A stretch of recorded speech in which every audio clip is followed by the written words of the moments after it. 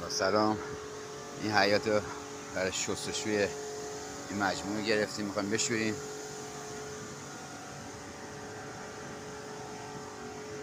به این شکل میشه.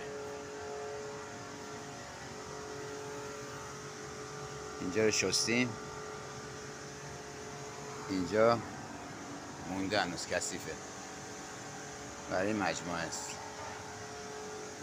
اگه کسی مجموعه استخر حیاط خواست بشوره با این شماره تماس بگیره: 0930 524 1516 ابراهیمی. 0930 524 1516 ابراهیمی. این موزاییک سنگتون به این شکل کثیف باشه، به این شکل در میاد. ممنونم، متشکرم، خداحافظ.